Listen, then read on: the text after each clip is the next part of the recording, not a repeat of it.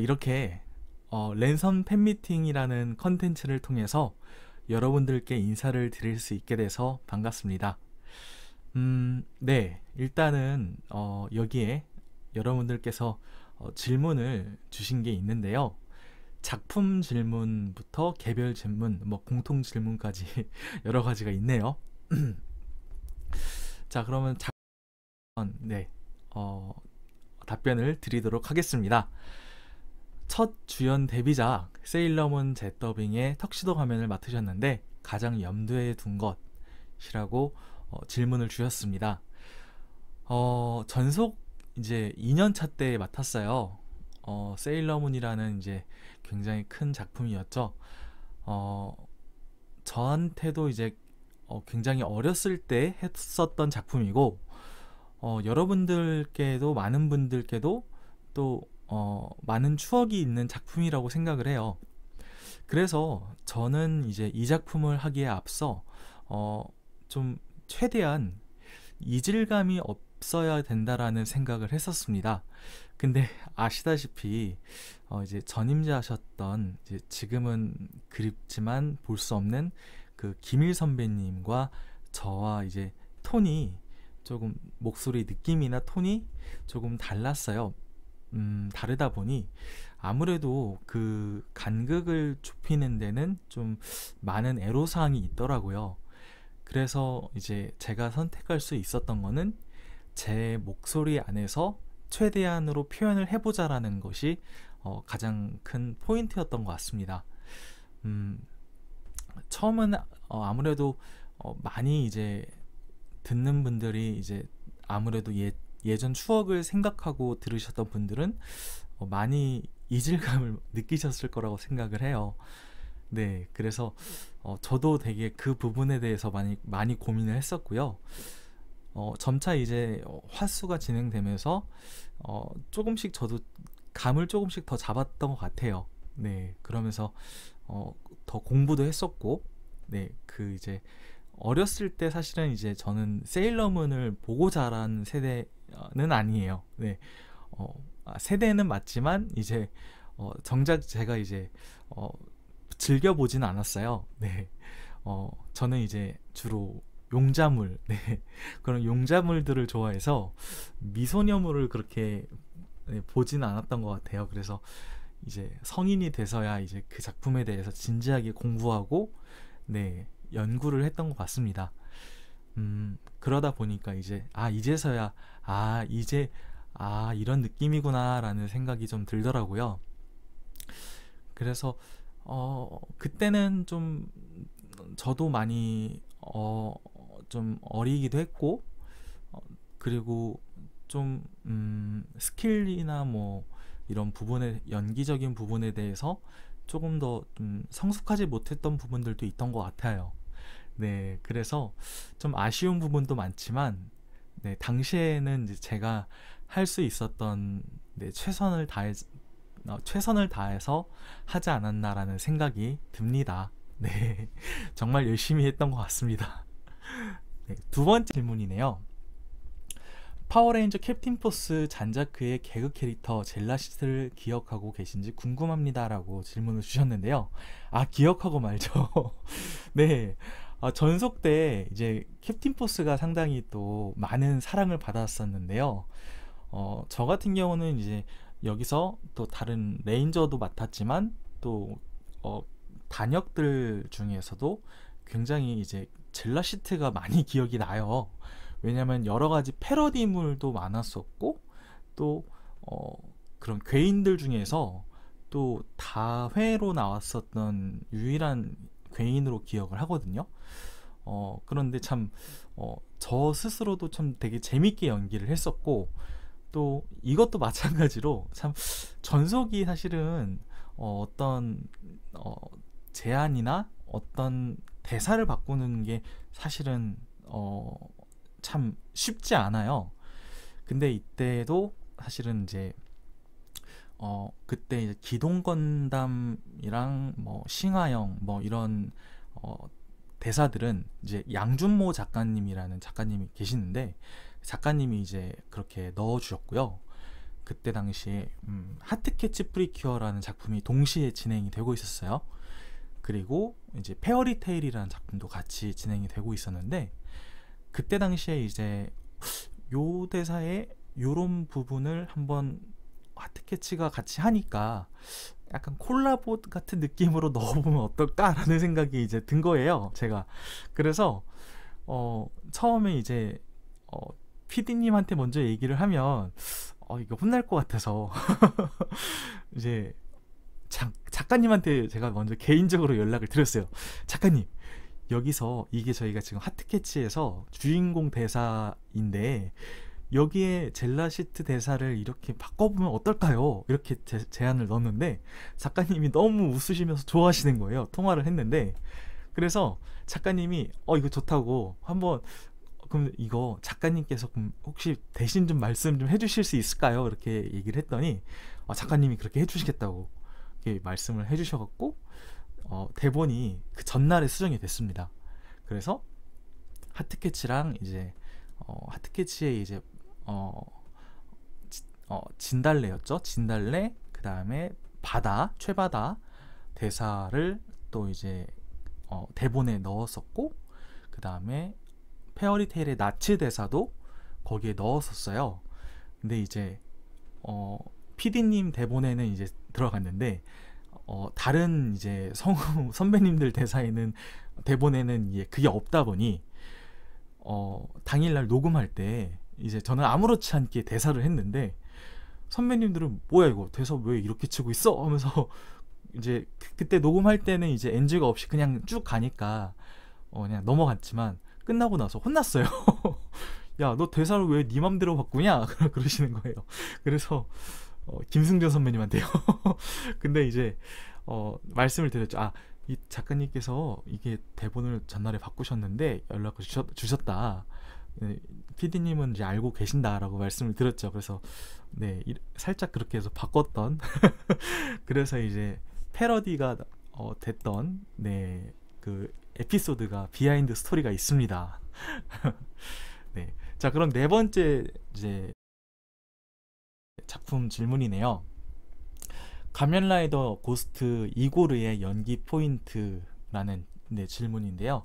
사실 이제 가면라이더 고스트 같은 경우는 저도 사실 예상하지 못했고 이고르라는 캐릭터를 사실은 PD님도 마찬가지였고 저도 마찬가지였고 이렇게 많이 나오는 캐릭터라고 생각을 못했어요.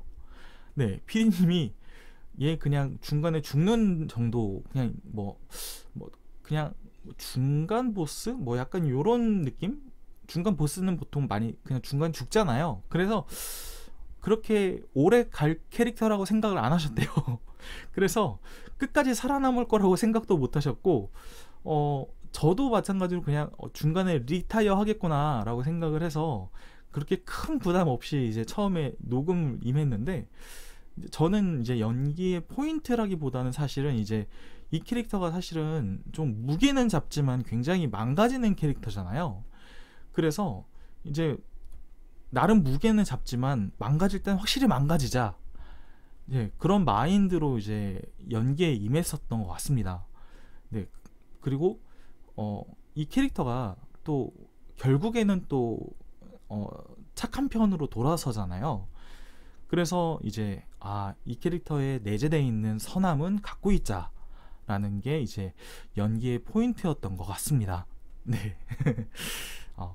그리고 이거는 개인적인 이제 궁금해하시는 분들도 있으실 것 같아서 그 하나 제가 개인적인 작품에 대한 제 Q&A, 네, TMI 작품 질문인데요.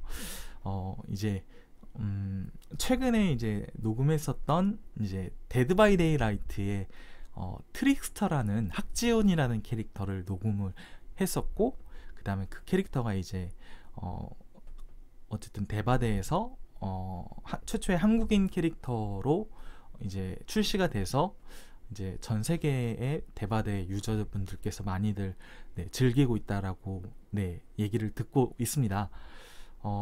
그 캐릭터 같은 경우는 지금 이제 덕분에 많이 좀 해외 유저분들께서 많이 또 좋아해 주시고 저에 대해서도 되게 많이 궁금해 주시고 또 우리나라에서 그 데드 바이 데이라이트를 또 즐겨 하시는 분들이 또 제 성대모사를 많이 하시더라고요.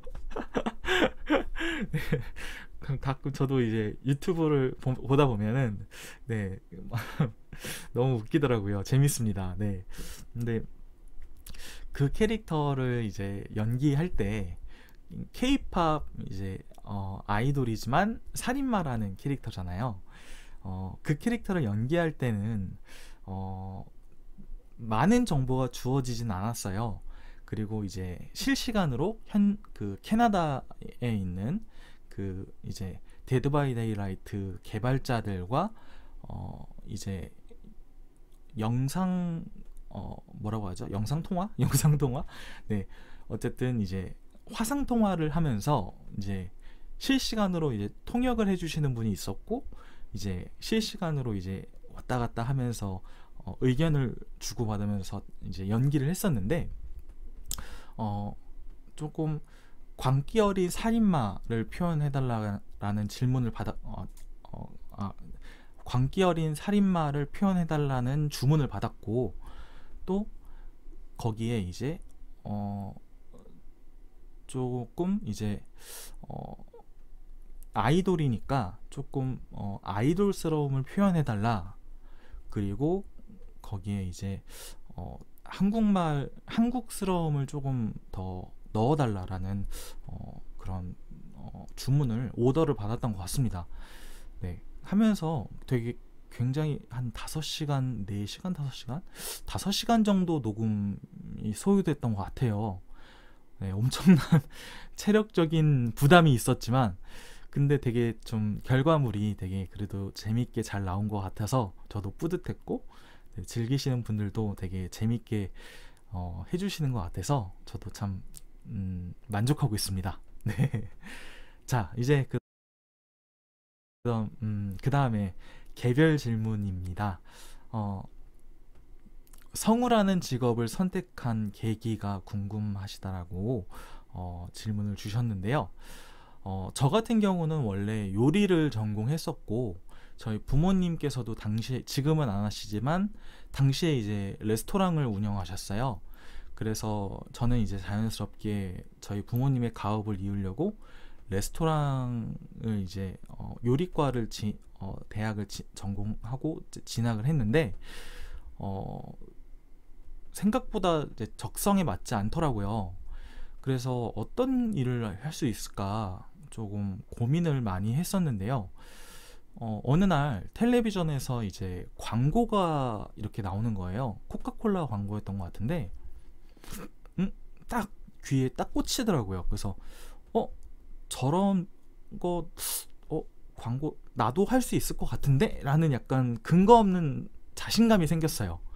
그래서 혼자 막 따라해 봤어요.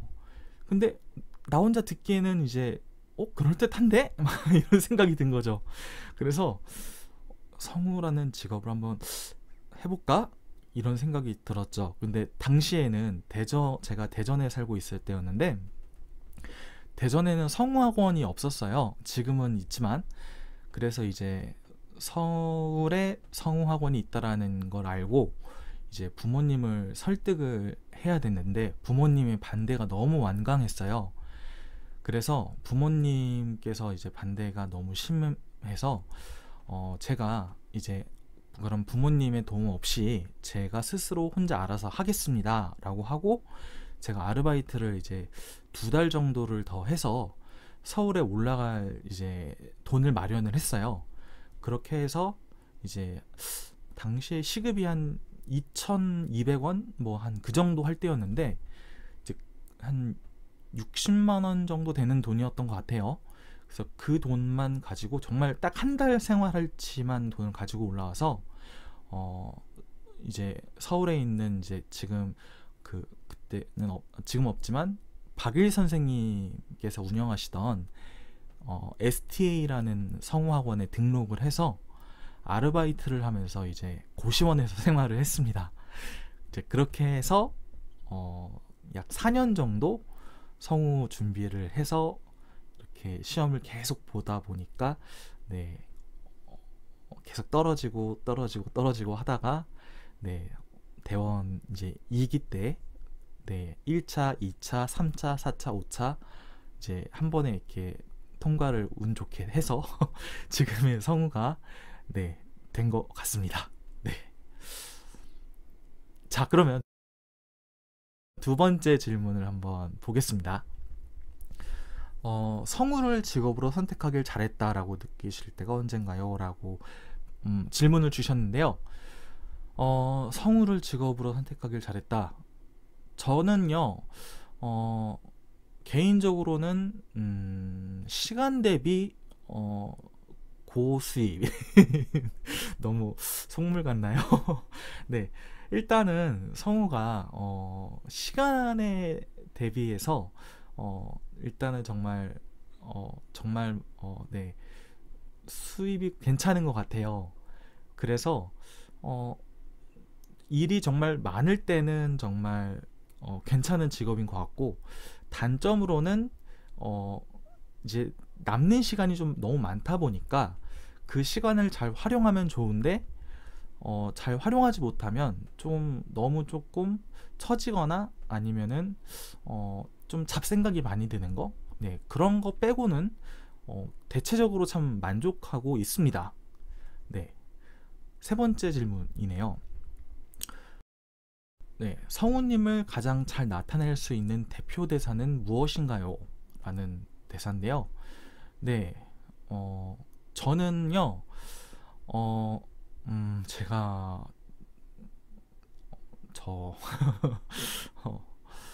뭐가 있을까요? 일단은 뭐 여러 가지가 있을 수 있겠는데, 광고에서는 안녕하세요, 서머스비예요. 서머스비에는 놀라운 것이 있죠. 뭐 이런 멘트가 있을 수 있고요. 그리고 이제 조금 나이가 조금 젊은 친구들에게는 이제 짱구 극장판에서 제가 어른 맹구를 맡은 적이 있었는데, 그 어른 맹구의 대사 중에 짱구는 아직 죽지 않았어요! 짱구는 살아있다고요! 바보 파워! 네, 이런 대사가 있고요. 네, 그리고 그 다음에 이제 네, 뭐 가장 이제 저를 표현하는 네, 뭐 요즘은 이제 그거죠. 네, 자, 간다! 하! 감사합니다. 네, 뭐 이제 요런 대사도 있고, 내 이름은 턱시도 카미야. 세일러문 지금이야. 네, 뭐 이런 대사가 있을 것 같습니다. 부끄럽네요. 자, 그 네 번째 질문이네요. 앞으로 연기해보고 싶은 배역 또는 작품이 있으신가요? 네, 저는요, 앞으로 이제 가면라이더를 네, 한번 맡고 싶은 욕심이 있습니다. 개인적으로 가면라이더는 사실 전속 때부터 조금 욕심이 났었는데, 뭐 이제 디케이드에서 이게 잠깐 나왔던 단역 라이더 빼고는 사실 조금 인연이 없었어요. 네, 그래서 라이더를 좀 맡아보는 게 조금 네, 욕심이 나네요. 네. 자, 그리고 다섯 번째 성우 시절 기억에 남는 녹음 에피소드가 있으신가요? 전속 때요, 정말 많죠. 네. 여러 가지가 있는데요. 전속 때 같은 경우는 제일 많이 기억에 남는 게 그 홀리의 신비한 모험이라는 애니메이션 작품인데요. 그때 이제 그 당시에 좀 슬픈 이야기인데, 제가 맡았던 배역이 되게 우스꽝스럽고 코믹한 배역이었어요. 근데 녹음이 이제 오전 10시에 진행이 되는데 전날에 할아버지가 되게 위독하셨어요. 근데 아침에 이제 7시쯤 일어나서 이제 녹음하러 갈 준비를 하고 있는데 어머니한테서 전화가 오는 거예요. 근데 너무 불안한 거죠. 그 전화가. 그래서 받아야 되나 말아야 되나 고민을 하다가 전화를 받았는데